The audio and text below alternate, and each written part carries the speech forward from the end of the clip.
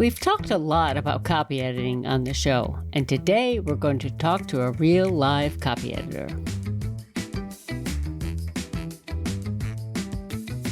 Welcome to Everything Cookbooks, the podcast for writers, readers, and cooks.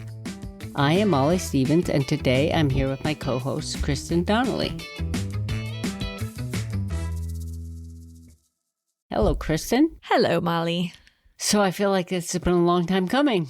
We're more than 4 years into our podcast, and it's the first time we're having a copy editor on. Yeah, one of the most essential roles in any cookbook publishing team, the copy editor. Yeah, and I know our listeners have heard us many times, sometimes even like complaining about copy edits, and we've received listener feedback that we are too negative about copy editors, which maybe is fair, but I also, I love to say that I have been saved by copy editors many times. I really appreciate their work. Many times. All of our books, correct me if I'm wrong, have been through a more or less traditional publishing model. Correct. So our relationship with copy editing is generally through the publisher. Yes. Yeah. I don't think I've ever worked on a book where I had direct contact with the copy editor. And in fact, they don't even tell us the name a lot of times. Sometimes, yeah. Yeah, it's interesting. So it's like the copy editor's once removed from your process in some traditional publishing models. Yeah. But in a lot of models, the authors are hiring copy editors, working more directly with them. Yes. And if you are self-publishing, I think hiring a copy editor is essential. Yeah. Melissa Haskin, who is our guest today, is a freelance copy editor and proofreader.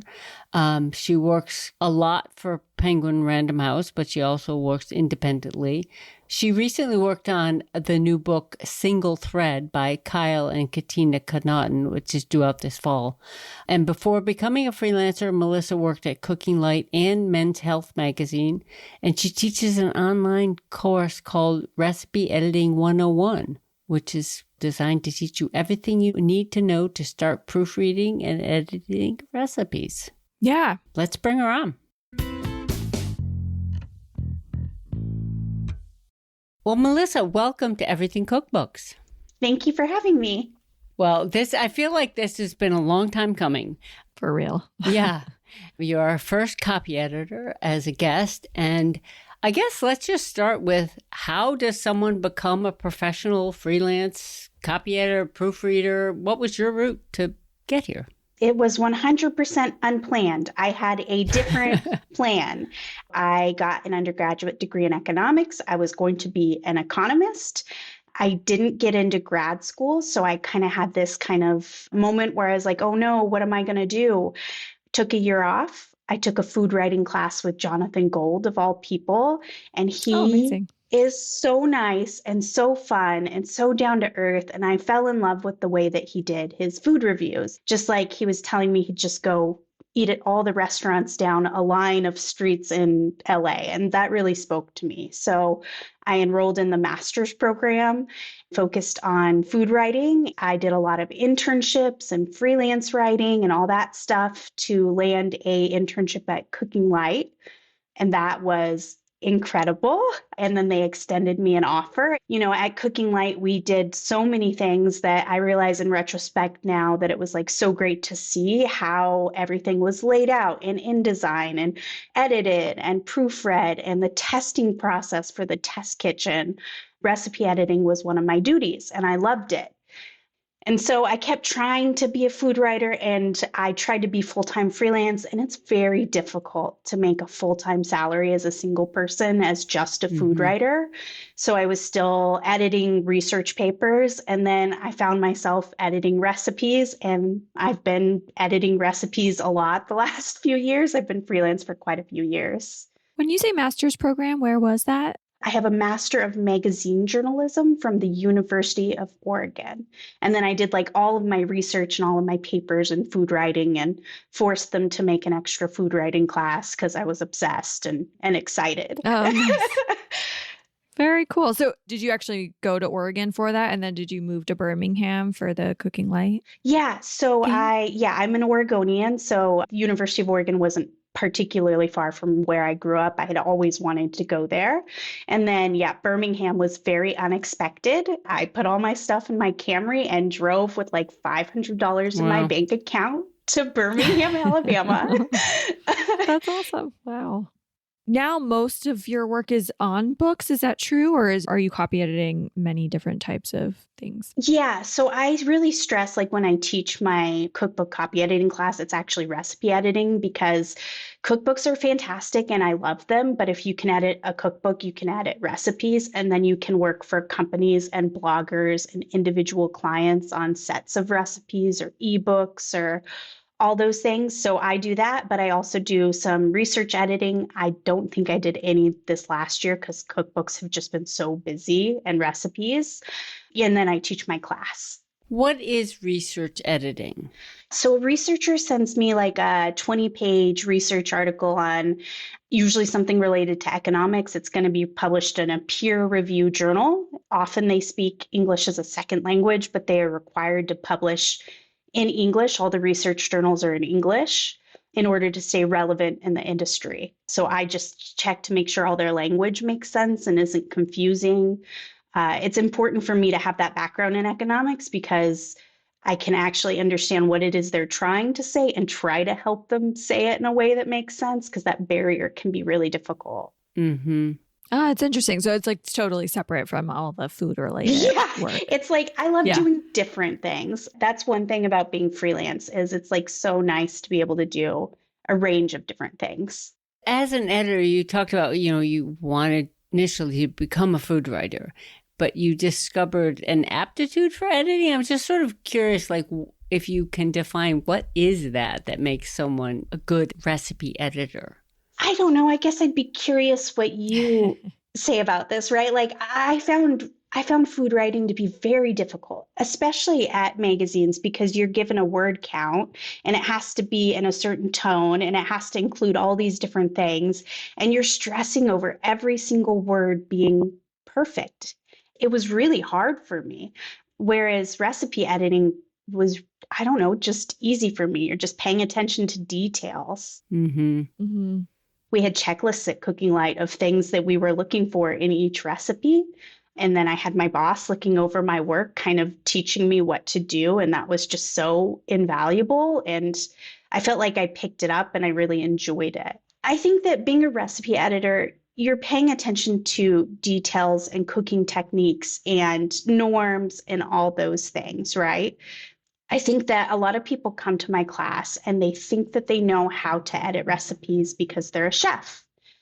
When they leave the class, they're like, oh, I had no idea what I was doing. And it's as simple as pulling up all the books about recipe editing, like Recipes into Type, right? It's if the recipe is a beef recipe, is there beef in the recipe? Because anywhere during testing, it can go missing. And food stylists, I love them. They love to add garnishes.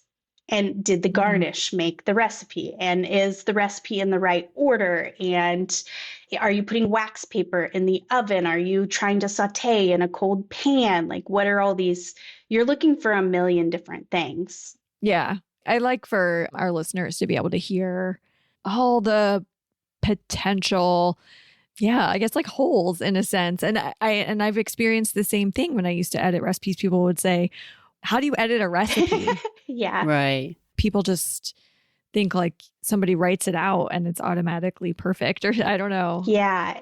You mentioned norms when you're talking about working at Cooking Light. When it comes to working on books, it's, every book has its own norm or style or standard.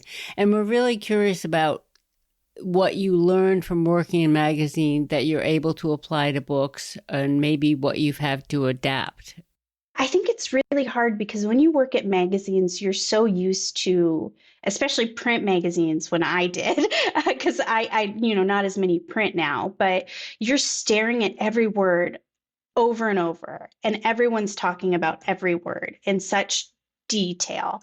And when you're working on a cookbook, you're not looking for as many details, and not all the time, right? Like at the proofread stage, if I'm seeing a bunch of copy editing errors, unless it's really going to cause a problem, I'm keeping it to myself unless the editor really trusts me and wants that feedback.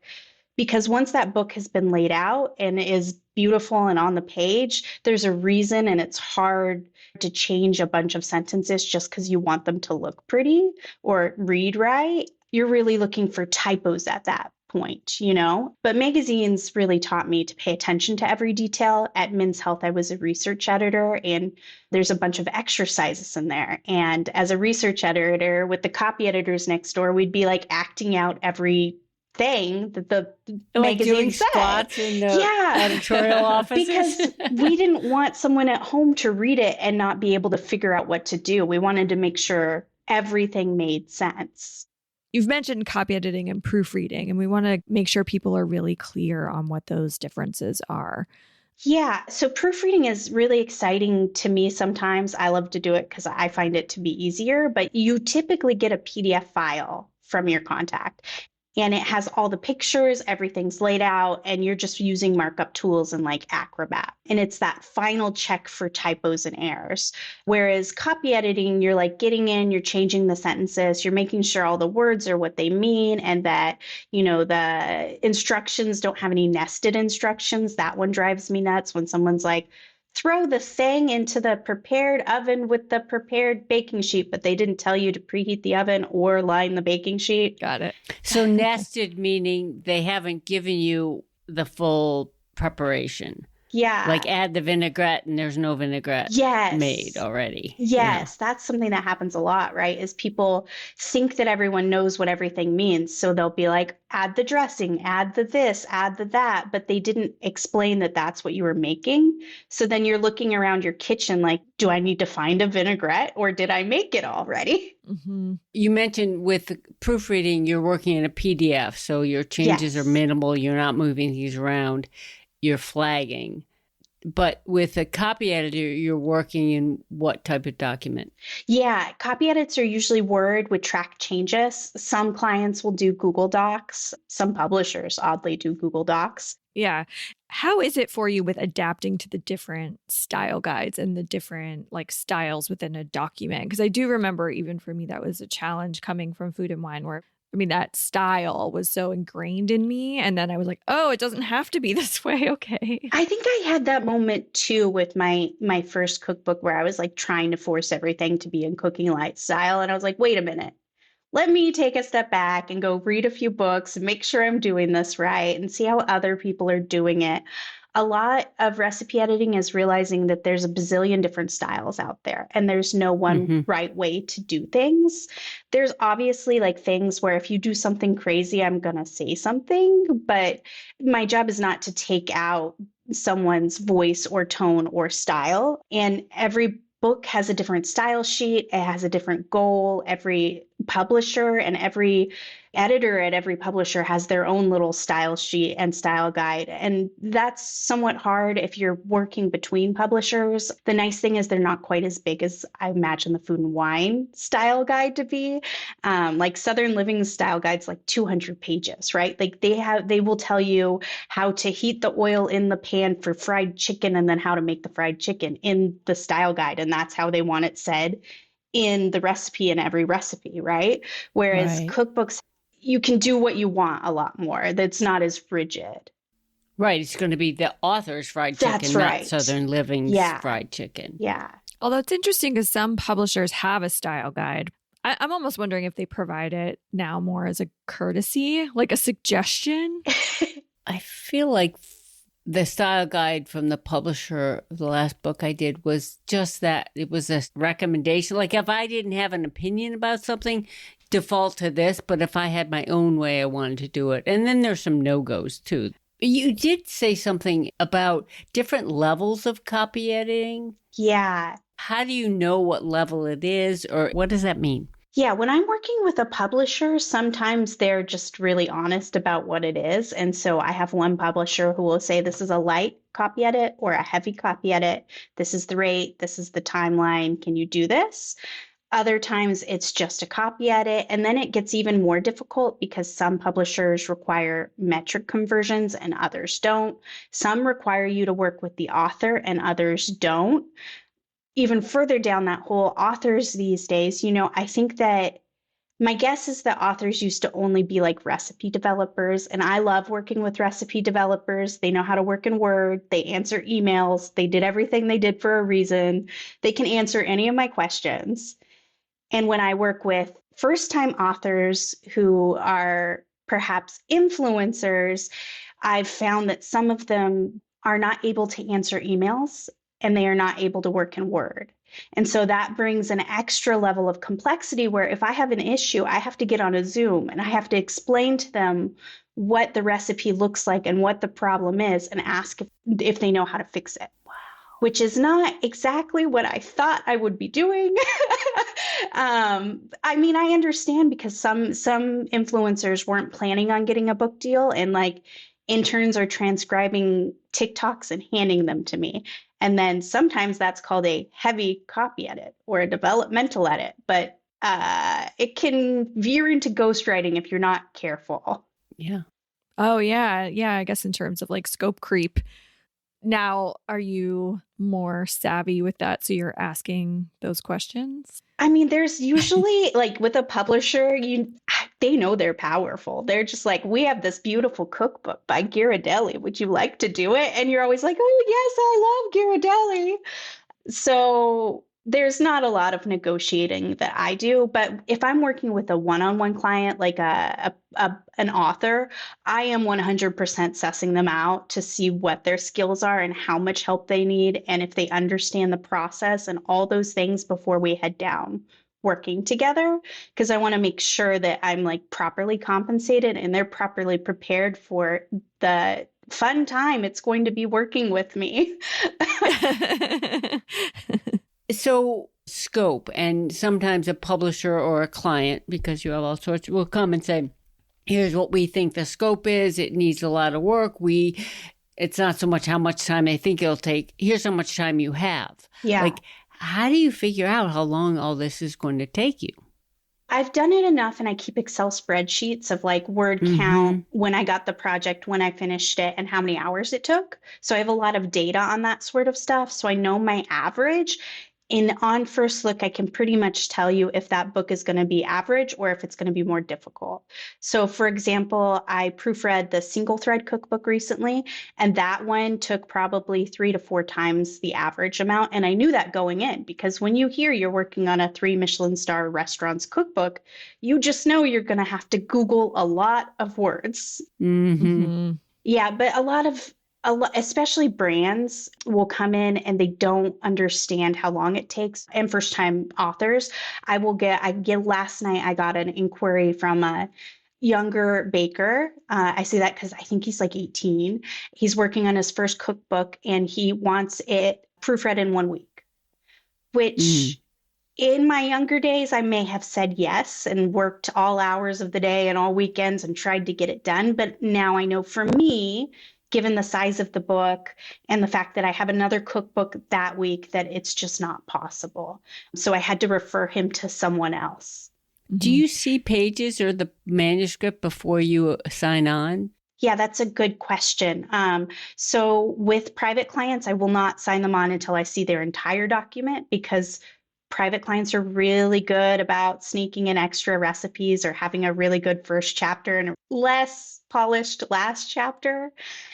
Publishers tend to just send word count, name of the author, and budget and timeline. I guess if you have worked with that publisher, you'll have a little bit of a sense of like the shape something might be in, maybe. Yes, some publishers give me beautiful, clean manuscripts, and other publishers who have smaller budgets give me nightmares that are so fun to work on. And with that, you can only do so much with your budget and your time, right? Like, and there's a lot of things that come into play with time. And one of those is that a cookbook author has been sitting with their book every day for a year or 5 years. They know everything in it. Right. I am given typically with a publisher 2 to 4 weeks, whether that's a proofread or a copy edit. And I have to come in and learn their style and learn how they're writing their recipes and check the publisher's style. And it's really easy for me to try to fix something, but introduce an error. And I try really hard not to do that. But when I am only getting it for a short amount of time, and if I don't have contact with you. That's why it's so important that you look over everything I've done to make sure I have not made any mistakes. Mm-hmm. What is your process with getting started?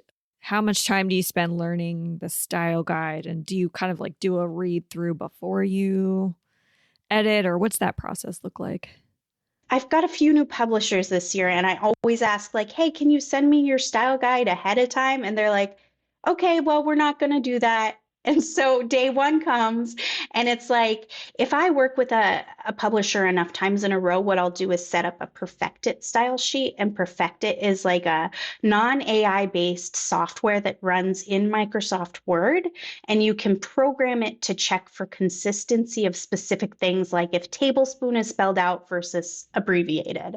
And it's just one tool to help speed up the process and also double check. Like, I will run Perfect It, and then I will go through and I will check everything manually as well. So that's my process if I think I'm going to work with someone long term, and it takes like a day to set that up. But yeah, I'll sit and read the style sheet and the style guide, and I'll skim the intro. I typically do not edit linearly. I will start somewhere like in the middle and just knock out as many recipes as I can, and then I'll go back and I'll knock out more. Then I will revisit those first recipes sometimes, because when you get to the end, you've learned some stuff about the book and the words that you had not thought of in the beginning. If I'm working on a proofread, I'm printing that sucker out like it's 2012. I'm taking it to my dining room table. I'm reading as much as I can. I am highlighting anything that needs to be put in my rabbit hole pile. Because if I'm not careful, I can get sucked into rabbit hole after rabbit hole after rabbit hole, because sometimes you're trying to figure out why they said wonton wrapper, 2 words, but wontons, 1 word. And you're like, well, was there a reason? Like, why would we do this? And then you're looking at every book and every source to figure out what in the world this could be. And are you going to offend someone if you make it 1 word? Something you just said is so important, I think. Is there a reason they did it that way is your first question. Absolutely. And not, I'm going to change it because I know it should always be wonton 1 word or wonton 2. So that step, I think it's a really important distinction. I work with a proofreader very separate from cookbooks, but she'll always be like, consistency is key. And I'm like, except when it's not. Right. Because there are sometimes those nuances and a reason why something is not consistent. So it's very thoughtful of you to take the time to try to understand it. When I was inexperienced and fresh out of school, and I think a lot of people do this, you think you know the answers. You think that because the one book says, then this is the way it always has to be. And I feel like I've realized over time that a lot of my work, I need to come from a place of curiosity. I need to ask the question, hey, why did you do this? And maybe they don't have a reason and we're going to change it, but at least now I haven't offended them. I had one author, he was a TikToker, and he made this avocado toast. I swear it was Latin inspired. I can't remember, but he put saffron on it. And I was like, why I have never seen anything like this. I don't develop recipes, so maybe it's fine, but it seems really weird to me. So I called him because he couldn't answer emails. I was like, hey, so what happened here? I'm just curious, like, are you sure this is something you want in your book? And he said, oh yeah, so I bought saffron. I opened my fridge. It was in my fridge. I needed to use it. I threw it in the TikTok.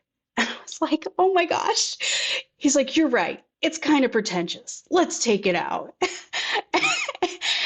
And so it's just like, I think that if I had maybe approached it from a sense of like, hey, your recipe sucks, which is not my business. Or no one has ever done this. Yeah. So it can't be. Maybe there was a reason. You mentioned Recipes into Type, which is the book that certainly when has been around. And I think more and more, and Kristin and I, we talk to authors all the time who, that book went out the window. They're writing recipes. I'm just looking at Ali Slagle's book right now. People are doing different things. So as a copy editor, you know that there isn't one way to do it. There are, various ways to do it, but it still has to make sense. You call the TikToker, but with a standard Word document from a publisher or from a single author, are you querying? Are you correcting? Are you putting comments in margins? What is that process? Yeah, that's a really good question because sometimes you get access to the author and other times you don't. And as an editor, I think it's really important to remember that you're working with authors who really care about their work. And, when you're working at magazines, it's easy to be like, hey, fix this. It sucks because you're working with someone whose job is to fix words and write words. People are direct, I feel like, in magazines. And in cookbooks, I try to be more kind and more like, here's what I'm seeing, here's what's normal. Do we know where the 2 eggs went that were in the ingredients list but didn't make it in? Where should we add them? And where are you putting that question? You're not calling the author for every question. Oh God, no, not unless I have to. Yeah. Usually it's comments in Word. Okay. As sometimes it's an email. Sometimes I'll also send a summary of what they're going to expect in the document. If someone hasn't gone through copy edits before, it can be really overwhelming, I think, because a lot of people think they're going to turn their book in and then it's just going to get published.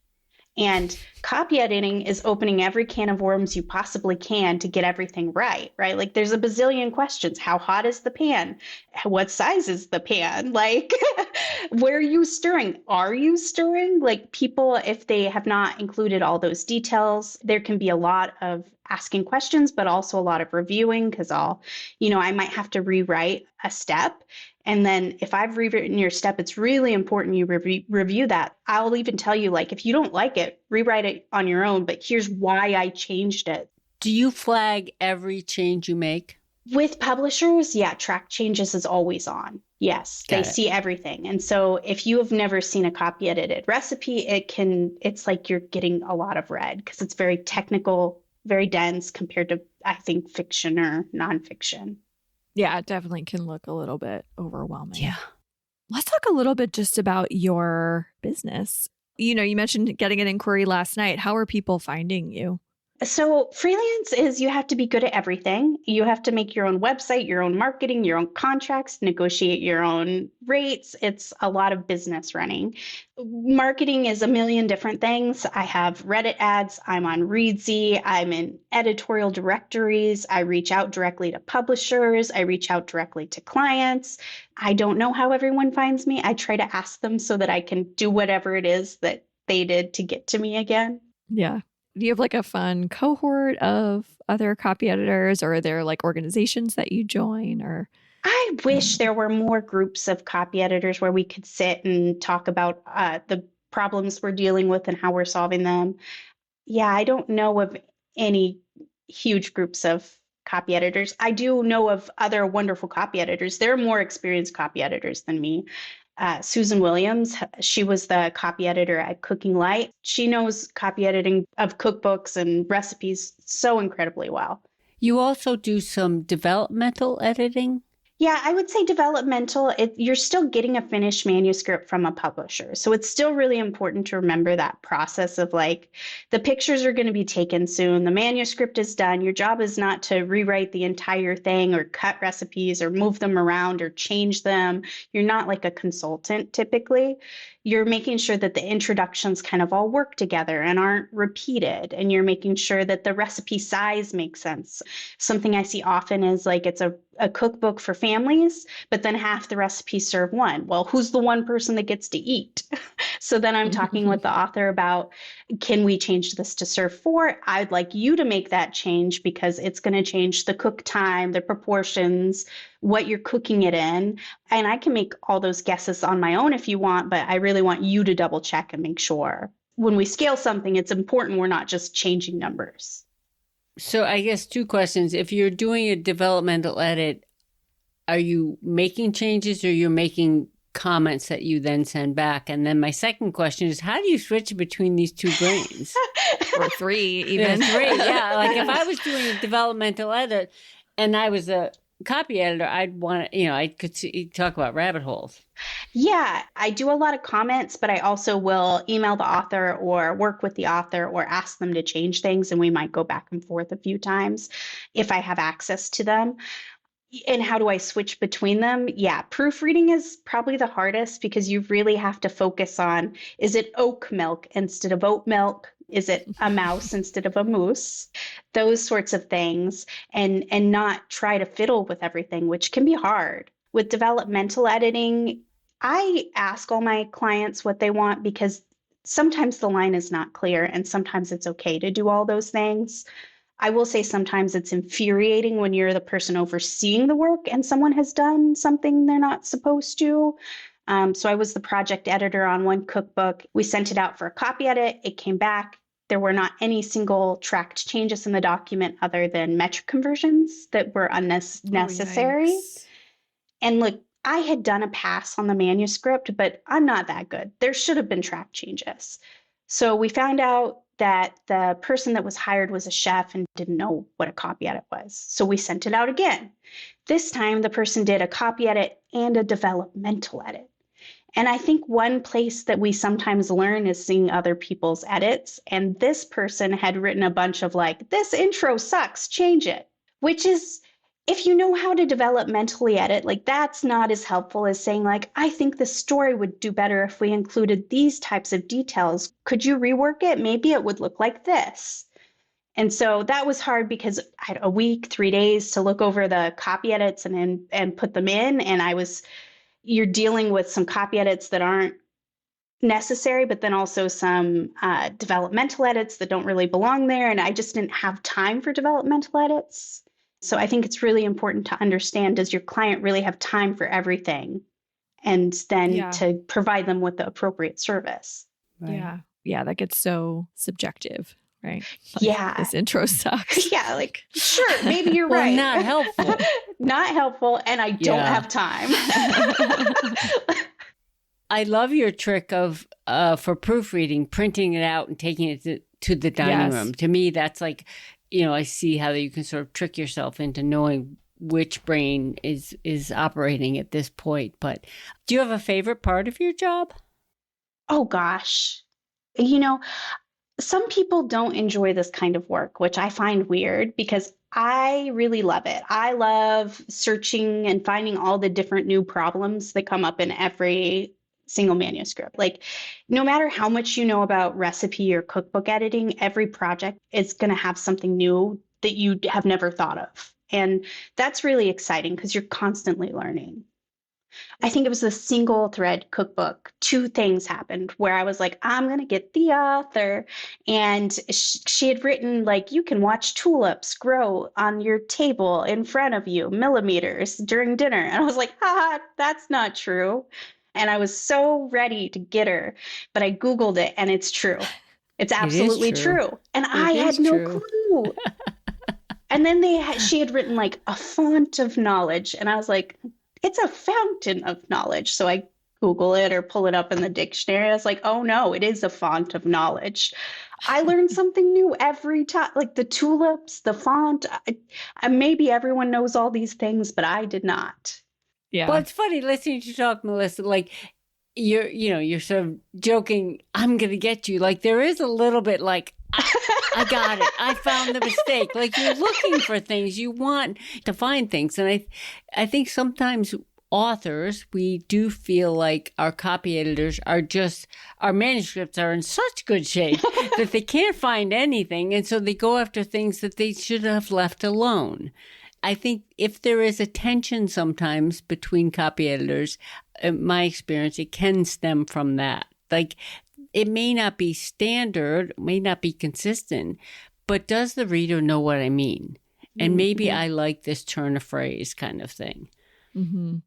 Yeah, it is funny, Melissa, that you were saying, like, I'm going to get her because I feel like Andrea especially will just, in her mind, there is this like little silent battle going on between her and the copy editors. And I'm not usually like that, but I was a research editor at Men's Health. And when you're in charge of seeing if 15 writers are being 100% accurate 100% of the time, you start to see how easy it is to get something wrong. So for me, some of recipe editing is fact checking. And I don't want you to be like telling people that this one item that you're shopping for is only available in this one state, this one of time of year, when really it's available in all states. Like, I don't want someone else to find out that what you're saying is not true.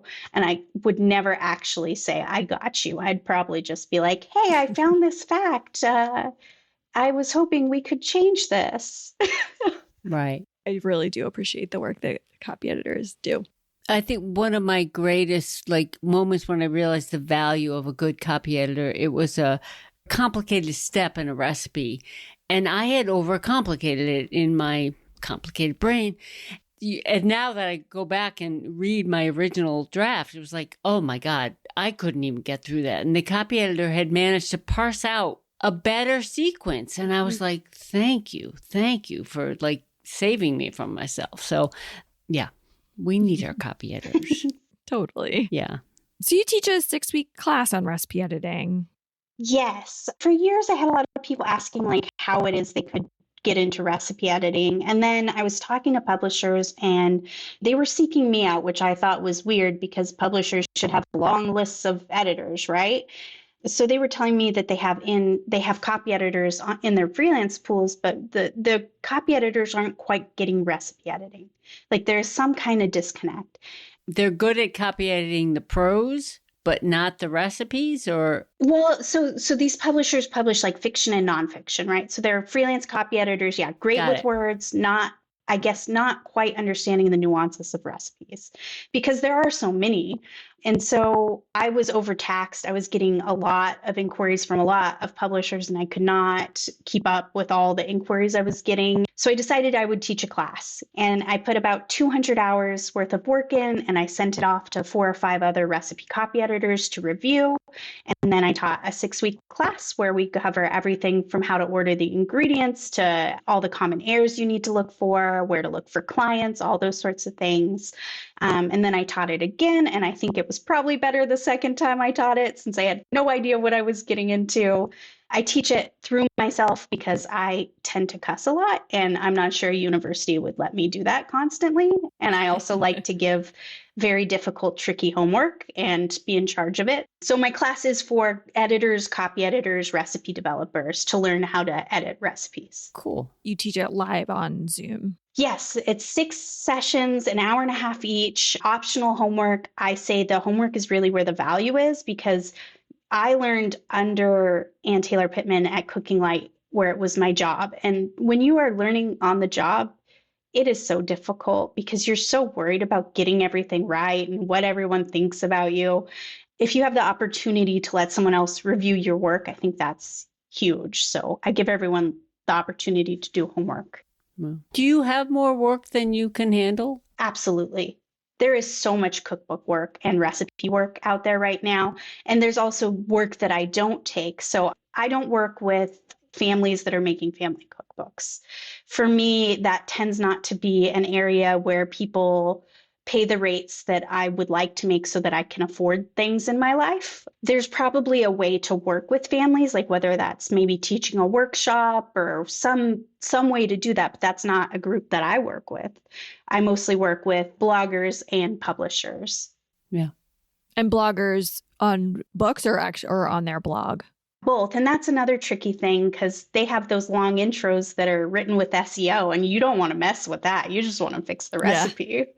Yeah. Oh, interesting. Yeah. Individual authors are one of my favorite groups of people to work with because they're very invested in getting everything right and learning and working with you, and they're spending their own money. So they're really showing up. Whereas sometimes with a publisher, I find that by the time we get to edits, the author may not want to be involved anymore. Do you always work with an hourly rate, or is it sometimes a project rate or per recipe rate? With my private clients, I work on an hourly rate. With my publisher clients, I tend to work on a per project rate.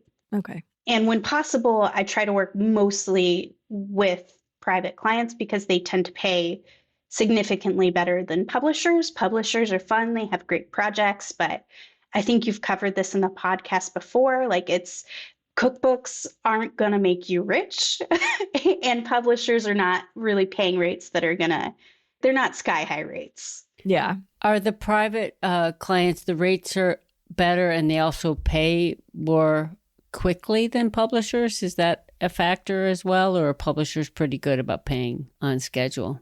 Some publishers send checks through the mail, and that's real fun because you do the project, you invoice, and then you wait 4 to 6 weeks, and it's already been like 3 months before you get paid. Some publishers pay the week you send the invoice in. Okay. Private clients, you can make them pay however you want. They can pay up front, they can pay a 50% deposit, they can pay at the end, whatever you want to do. And you still balance in some of the research work as well? Is that... I have not been able to do research hardly any this year because cookbooks and the class just took up everything. So I'm hoping this next year I'll get to do a little more research. Just to have that balance. Yeah, it's nice to look at numbers sometimes. I love it. that aren't like a quarter teaspoon. For a cookbook author who's reading their own manuscript right now before it goes anywhere, what is one thing you think they should be checking, but they're probably not? So I think something that's really important and that I face every day on Readsy is that cookbook authors that are going the self-publishing route or that they're not sure if they're going traditional publishing jump right into putting everything into a design program with a designer.